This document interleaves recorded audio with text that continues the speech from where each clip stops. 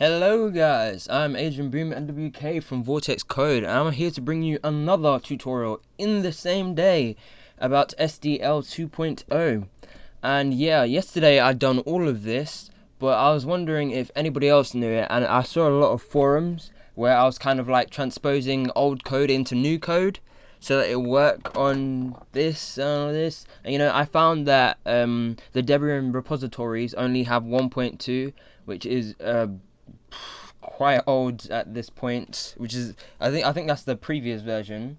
But yeah, basically I'm going to show you how to get SDL 2.0 on the Raspberry Pi for game development. That's my tutorial right there. Okay, let's begin. So first of all, what you're going to want to do is I put a link in the description, and you'll want to go to that link. It's the first media file link, and it will take us to this SDL2 _ pi.tar.gz. Now I've made this file from downloading the source from the actual website and then cross-compiling that source onto the Pi so that it works with the Pi's architecture. Oh my god, again! So that it works with the Pi's architecture, and basically, yeah. So this one will work on the Pi Linux. Okay, so just download this. It will have all the files, just like say if you were to download the libsdl. See if you were to go over here and download the development. As you can see, for Linux, it doesn't even have anything. It says please contact your distribution maintainer. The distribution maintainer for the Pi itself, and you can see that I've got it open in a VNC. The distribution maintainer is Debian. Debian has got 1.2 of everything. We do not want 1.2. We want get the current stable 2.0 version. This is the stable 2.0 version. This is the newest stable version, which is very, very good, and we want that. So basically, I've just gone and compiled basically, that.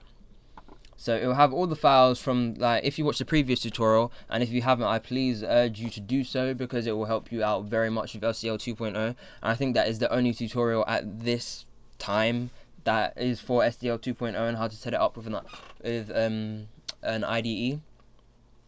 Basically, it will have all the same files that it has in these two files, which is, I can actually show you right now. My computer's okay, and we go all the way to the bottom because I remember where I put it. And it's gonna have this share folder, the lib folder, the bin folder, and the include folder. It's gonna have all these same folders, just like you're using it on a Mac or on a Windows. So yeah, let's get right to it. And you don't have to install anything here. So if you want to remove it, you can just go piece by piece and remove it, or follow the tutorial and, you know, reverse engineer or whatever you want to do. But yeah, let's carry on from there. So download this file here. Just click download. I'm not going to do it because I already have it. And then I'm going to say this now. This is the easiest way I've found for myself. Put this as an attachment to an email and email it to yourself. And then come onto the Pi. And then this is like without doing any other new program downloading and stuff. Just email it to yourself. It's 3.36 megabytes, so it's very small, and it can be contained in an email. So just email that to yourself, and then we'll come over here. So I've just emailed it to myself, and here's the link. Yeah, we're just gonna click here. Oh no, sorry, SDL _2 pi.tar.gz. This is the one we want to download. So I'm on Gmail, and yeah, I'm just gonna click scan and download, and it should begin to download. I tell you now, Midori is a bit odd with downloads. I don't know why, but I'm using NextSurf particularly. So yeah. Okay, so it's asking me if I want to download the file from mail, and I'll say save as. I'm gonna come into this directory. Have anything? No. Okay, that's beautiful. Okay, so I'm just gonna come in here. I'm gonna press save. That's gonna go on and download, as you can see there. I'll give it a few seconds. It's not a very big file, so it'll be quite quick.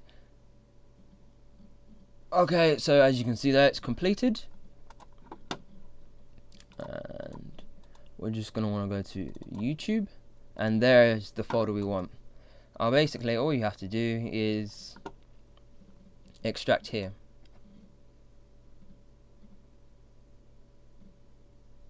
For those who did not see it, I'm just gonna go and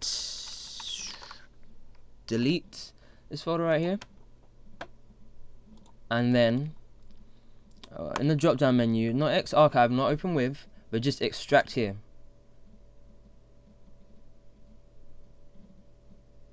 And then you've got it nice and extracted, and it has all the files like I said it would.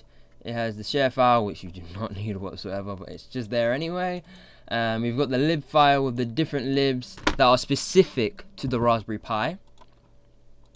And we have the include file, SDL2, and then where's our SDL.h? Here we go, SDL.h. This is the one that you'll be referencing to directly in your C++ programs that use SDL, to use all of these different SDL stuff like audio, load, main, and you know, the different stuff. I'm not going to cover this right now, but yeah. And then we've got our bin, SDL2.config, and then we've got our lib file, and that has all the stuff that you need, and I'll show you how to set that up in a second. Okay, so I'm just going to go and minimize this in the background because it's a bit off-putting. Okay, so the first thing we're going to want to do is we want an IDE to use this with. I would go and make a make file, but it will get a bit complex for the people that I'm trying to like this is supposed to be an easy tutorial, not some complex tutorial, so I'm going to leave the make file for now. I'm just going to show you an easier way to do it instead, which is exactly like my previous tutorials. So what we need to do is we need to go to the Pi store, and we need to download code blocks, which is a C++/C IDE that is very good for, oh my god, alright, that is very good for you know, doing all our C++ code that we're going to be doing here, which I'll show you. So yeah, code blocks, hit enter, wait for this thing to go over here, and you can see there's one developer called Code Blocks. Oopsie daisy, give it a second. Okay, so as you can see here, Code Blocks IDE, just click this free download here. This is on the Raspberry Pi, not the PC. I repeat, for anybody who's looking at this, you cannot get the Pi store on the PC, I don't think, because it's for Linux only, but yeah. Yeah. Just click this free download button here, and then log in. I'm just going to log in.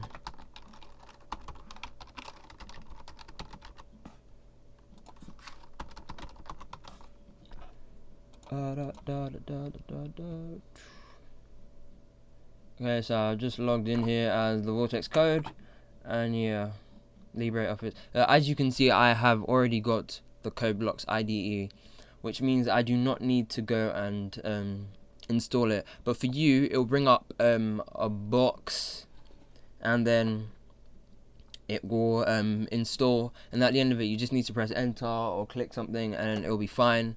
And then you're going to have this right here. You're going to go into your menu, and you're going to go programming, and then you're going to go Code Blocks IDE.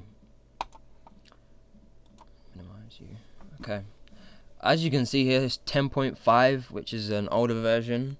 The current version on PC and Linux is actually, PC and Mac is actually 12.5, I think, somewhere around there. Yeah, this is an older version, but it's still good because we can use it. I'm gonna say it now, it does take a bit of the RAM. Like this pointer, you see this what's it called? Well, RAM indicator. It's gonna be slightly spiked while we use this, but it's still good because it can do what we want really easily. But yeah, we're not concerned with speed right now. And basically what you're gonna do is go to settings, and then compiler and debugger. This is exactly like how I did for the dev C++ in my last tutorial. Please go and watch that, and yeah, it's gonna be quite easy. So let me just, okay. So we're gonna, as you can see, we're using the GNU GCC compiler, which is very good for our code because it can be compiled on Windows and Mac, and yeah, that's good, and we like it. And wait, not yet.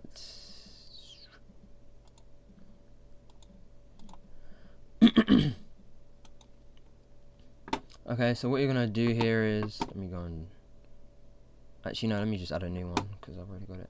So we're just gonna to add the library. Oopsie daisy, I may have gone a bit quick there. Okay, let me close that. Plugins. It goes settings. Sorry, settings instead of plugins. Compiler and debugger. This is gonna be a long tutorial. Compiler and debugger, and then we want to go to search directories, and then from here we're going to want to go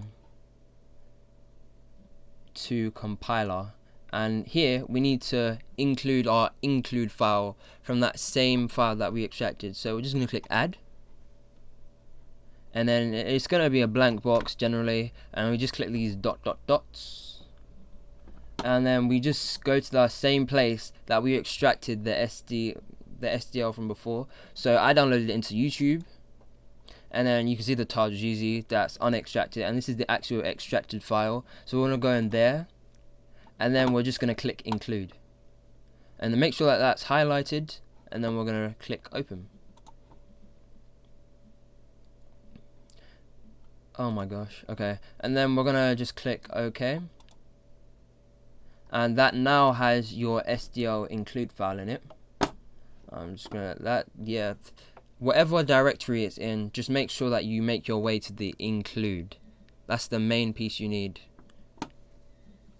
Yeah, let me just go and delete that. Okay, and then we need our linker, which will link us to our library, and this is very good. And we go add down here in the linker, and then we click, and then we're going to go to that same directory, but this time we're going to include the lib file instead of the include file. So I save it in YouTube as unextracted tar.gz file as before, and there's the actual extracted files, SDL_pi, and then I just realized something. Yeah, okay. And now we want to go to lib instead, and then we'll click open, and we click OK, and then you've got your libraries included. This is very, very good. I'm just going to delete that because I've already got that one already. And then after that, you can literally just go and click. Actually, wait. Oh yes. Oh yeah. And the linker settings.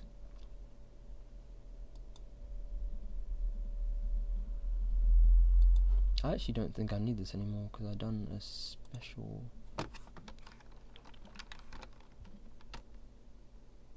Don't need that anymore. So what you're gonna do in the linker options is -lsdl2, because this is the second version, not the first. I repeat, second version, not the first. And we're gonna do the same for the main as well. So this is gonna be the linker options for it, as you can see there. And yeah, we're just gonna click OK, because that's done everything. And now we're just going to want to file, new, project, and don't ignore all of this stuff, sorry, just click the empty project, click go, do not click the SDL project by the way, and then click next, and then project title, let's just call it YTUT, lol. Next. Oh my god, who's this person right here? I don't care actually. Finish. Okay. So now we're in our YTUT tutorial. Project folder. We're just gonna come down to go up to projects, and then properties. When it opens up, and then as you can see here, make file. This is custom make file if you want it. You can go and read the make file if you want. Yeah. Build targets. In debug, make sure that type is equals to GUI application. That is initially what we actually, just for now we'll set it to console application, but when you're doing your actual production, come back here, come to debug, and set the type as GUI application, because that is what you want to show up, not the console when people are playing your games. Okay. So yeah, that is basically it. And yeah, I'm just gonna open up one of our previous documents to show a simple hello world, which you'll be able to download in the description when it opens up. Okay, so here, as you can see, SDL2_H. And so this is you see how it says hashtag include here? It's basically starting from that include file. So if I just go include SDL2, oh, as you can see here, it says, the hell, yeah, as you can see here, it just says SDL2, so that's our SDL2 there. And then when we go inside there, we're looking for SDL.H, so SDL.H is there, so that is the exact file that we are referencing to at the start of this project. Okay, and then int, it has to take 2 arguments, char double star argv, and then we're gonna create a window, and then we're just gonna say SDL_init and then in the parameters for the function, we're going to say SDL_init_video, and this basically sets up the video. And then we'll want to come to the window. No, we want to set the window pointer that we created before. Yeah, the window pointer that we created before. And then SDL_create_window, which will basically create your window. This is a new method. If any of you have seen any tutorials on SDL set video modes, I tell you now and I repeat, that function has been deleted. I repeat, that function has been deleted. It is not there anymore. If you try to do it with this particular type of code, it will not work. I know you want to go and look at all those tutorials, but there isn't much of a change, and it's better that you use the latest version so that your software or game per se is up to date. Okay, so basically here for the create window function, I've just put a few parameters, and this is actually the title of the window, and this is the exposition of the window. This is, as you can guess, the Y position of the window, and this here is the actual size of the window. So the first one is width, sorry, and the second is height of the actual window. I will include this code in the description, and yes, it will be annotated. I just spelled height wrong there, sorry. Okay, SDL_window resizable, and this basically specifies what type of window you want. And I'm still working on this with OpenGL, but when I get OpenGL ES ready for this, then I'll post up a tutorial. But SDL_window_resizable means that we basically want to create a resizable window. We want to create a resizable window, and yeah. And then we need to check if all these functions over here actually worked. So we're going to say if window is equal to null, then we're basically going to print a message to the console saying we could not create the window. And I put %s because that's it's basically a placeholder for whatever this is right here. And SDL_get error means it will basically find the error, pick it up, and it will throw it in where this %s is, and then the /n is basically an escape character for a new line. And then we're going to return 1, which is a bad thing. Returning 1 is a bad thing. Returning 0 is a very good thing, because it means our program went through successfully and it played. So yeah, and then we want to actually see that window. If I didn't put this here, this window will flash and then it will just go and you won't be able to see it. So basically, SDL_destroy window, you have to use it. This is the 2.0 specification.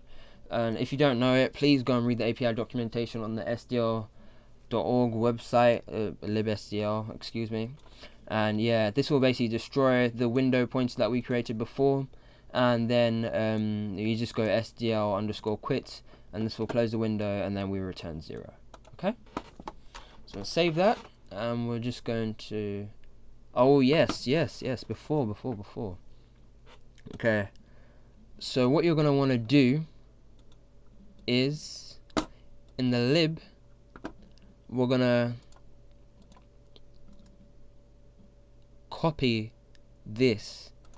This is libsdl2-2.0.so.o.o.o. 3 zeros at the end. Remember that, 3 zeros. We copy this, and then we're going to come to the, this is in your lib folder, by the way. Let me repeat, the lib folder.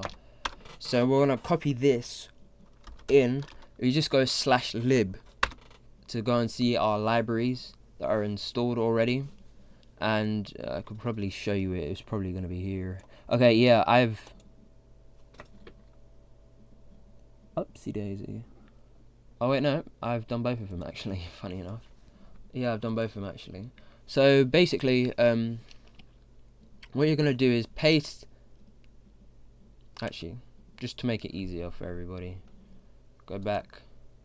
Okay, copy this and wait.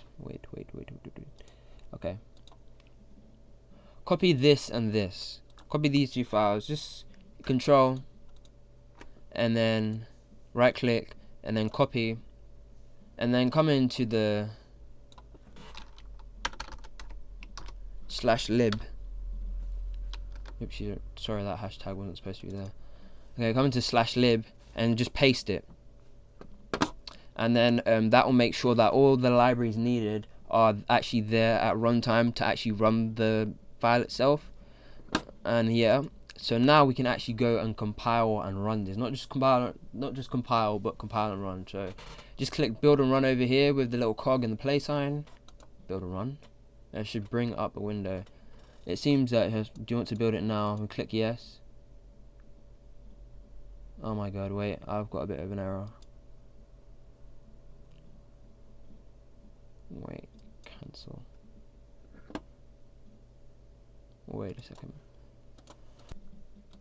So yeah guys, I just found that problem. It was actually quite a silly problem. I kept this folder open, project open, which I wasn't supposed to do. So yeah, sorry about that. But what you're gonna want to do, project, properties, and then build targets, debug, and then make sure this is set to GUI application. Hit OK.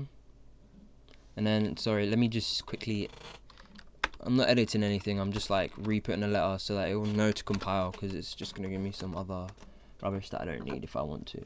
Okay, so basically this is going to compile, and it's going to show up a window that's going to stay up there for 5 seconds.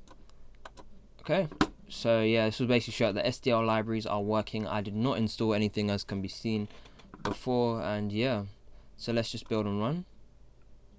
Compiling, linking executable, output size, and there we go.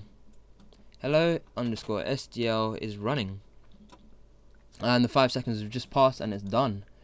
So now you'll be able to create 2D games with this. You'll be able to take input. I haven't set up any input handlers in this one, but yeah, this is a really good library. I quite like it. I'm using it for game development myself, and now you can use it on the Raspberry Pi as well.